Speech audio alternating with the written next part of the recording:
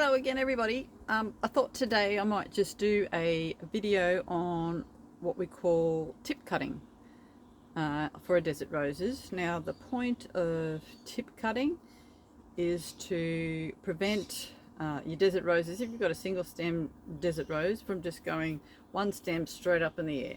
You're not going to have it all branching out or looking lush, beautiful. It's just going to be one long stem. So if you tip cut when it's young, it'll force new branches to come out to the side of where you've cut. Could be multiple branches, could be one or two, and it just makes your plant from a young age bush out closer to the caudex. Then rather later on, if you decide you don't like the one stem, you cut it, it will then branch out from that point. So I'll just give you some examples. I've got some seedlings. Okay, so you can see this seedling is a decent sort of size for a seedling. It's got a nice healthy caudex on it, but it's just one single stem coming up there. So I do have a couple as examples. Now with those ones, I can let it continue like that, and I'll end up with possibly a couple of shoots later on will come out, or it could just be one straight up in the air. Now the tip cutting, what you do is, some people will use little scissors, like manicure scissors, and the goal is you just want to get the top portion of the leaves. So you just want to get in and cut that top portion of the leaves off. I don't use scissors myself. I rather just get my fingernails in there and I just pull it off. Remembering a desert rose is poisonous, so maybe wear gloves or use the scissors. Okay, but just for demonstration today, I'll show you what I mean. So you just want to get the top few and you're just pulling that off, cutting it off.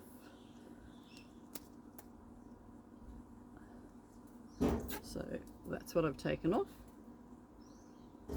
and that's how it looks. So you've just got the top there. Now what that will do then is that will heal, and that will force more branches to come out. We've got a couple of little small ones here. That will force more branches to come out there. Now with that, now you can let it dry naturally, not in the sun, just let it dry naturally for a couple of days until that heals over. Then it can go back out into the sun where you had it. Put a bit of cinnamon on it, entirely up to you.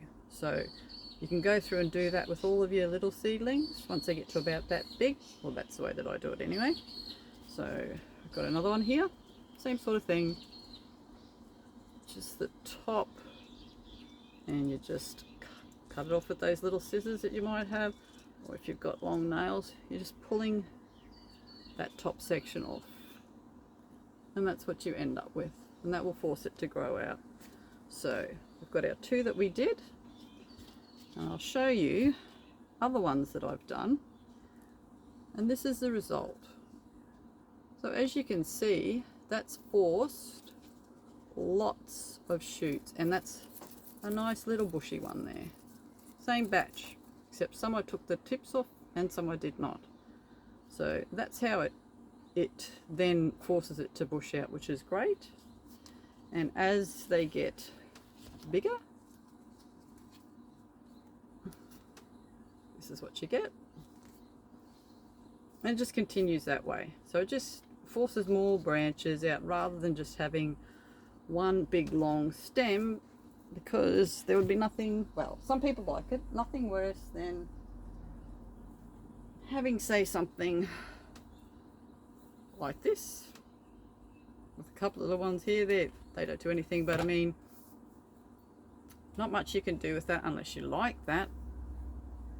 You could use it as rootstock, you could graft off of that, you could do the striation with it, cut it into sections, you could plait it, all that sort of stuff. It's or keep it like that. But personally, I probably would have preferred to have cut that one, the tips off of that earlier, rather than have it long like that.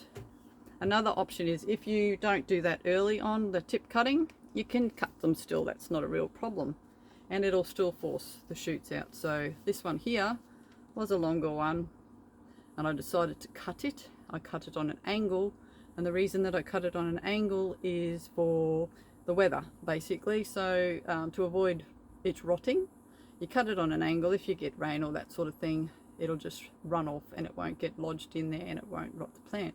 But as you can see, there are multiple shoots coming off of that now. That was only probably done about a month ago, so already it's got new shoots coming out. So that's a bit of a work in progress.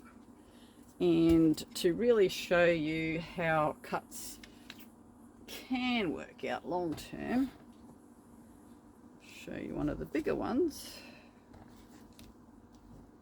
Okay, so I don't know if you can see. This had two stems, branches, whatever you want to call them, and they were cut here and here.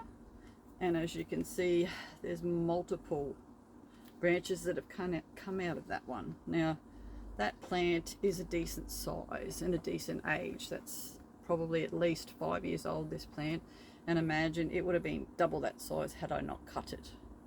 But that looks much better.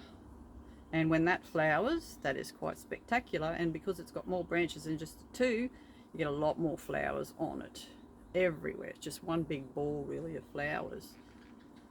So that there is the benefits.